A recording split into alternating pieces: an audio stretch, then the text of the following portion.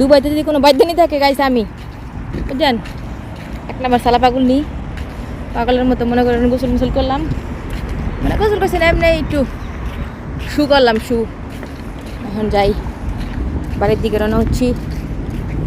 Guys tata bye bye, সবাই ভালো থাকবে। আসমানটা খুব সুন্দর, হাওয়াটা অনেক সুন্দর, বৃষ্টিটাও অনেক সুন্দর বুঝছেন, অনেক বৃষ্টি হইতেছে, কিন্তু থামছে, তবে বৃষ্টি হয়েছে নি। আবহাওয়াটা অনেক সুন্দর, দেখছেন কি সুন্দর। দেশ বিদেশে ঘুরতেছি আমি, না বাংলাদেশে ঘুরতেছি জানি না। দেন রাস্তাঘাট ভিজা, পানি পানি পানি পানি, দেখছেন সারা জায়গায় পানি। আচ্ছা আমি আজকে একটা কথা বলতে এসেছি, যারা বিদেশে আছেন ঠিক আছে, মেয়েদের বিষয়টা বলতেছি। তো যাদের সমস্যা আছে ফ্যামিলিগত বা বিদেশে আছেন, বিদেশে সমস্যা আছেন, তো তারা কখন আছে না কাউকে কোনো সমস্যার কথা বলবেন না। যার কাছে বলতে চাবেন সেই কী করে জানেন, মজা নেয়, ফয়দা লওয়ার চেষ্টা করে, মনে করে আরে তার দুঃখ তার কষ্ট তার 2-4 টাকা ভেঙে দিলে মনে হয় সে মনে আমার হয়ে যাবো, আর তার ডার্লিং বানিয়ে দেবো, মু বয়ফ্রেন্ড, আমি তার বয়ফ্রেন্ড হয়ে যাবো, তার গার্লফ্রেন্ড বানিয়ে যাবো, তার বিয়ে করে যাবো, মানে নানান ধরনের স্বপ্ন, মানে কি লোভ লালসা দেখায় লেবো বুঝছেন। তো এগুলো ছলে কেউ পড়বেন না, আশা করি। আমি আলহামদুলিল্লাহ আমি পড়ছি না, আর আমার তো হাজব্যান্ড আছে জানেনি।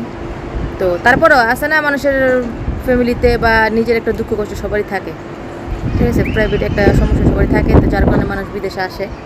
তো যখনই আপনি কারো কাছে বলতে যাবেন না যে দুঃখের কথাটা, ভাই আমি পরিস্থিতির শিকার বা এই কারণে আসছি বিদেশে, কী করবো, অনেকে বলে এত সুন্দর কেন আসছেন, এই যে আরে ভাই আসছি সুন্দর, তো এত সুন্দর দিয়ে কি দিয়ে পানি খামো, দিয়ে পানি খেতেছি না, সুন্দর দিয়ে দিয়া মানুষের বাড়িতে কাম করে খাওয়া লাগে, কাম করলে পয়সা না কামলে নাই।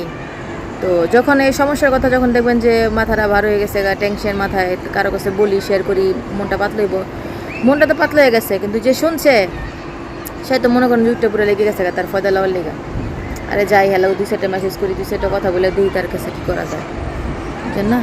তো আমি বলবো সকল যে মেয়েরা আছেন তারা কখনও কারো কাছে নিজের দুঃখের কথা বলতে যাবেন না, চেষ্টা করবেন নিজে কিছু করার, না করলে নাই খালি বললি পোটলা একটা লইবেন, বাংলাদেশে যাবেন গা, ঠিক আছে, দুঃখের কথা বোন সকলকে কুছ না, একটু সমেশ।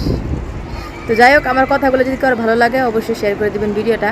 আর আরেকটা বিষয় হচ্ছে আমি একটু মজার কথা বলি, আমি একটু মজা করি ভিডিওর মধ্যে, আর সবাই একটু পাট শার্ট লইয়া বিক্রমকা করতে হবে গাইস।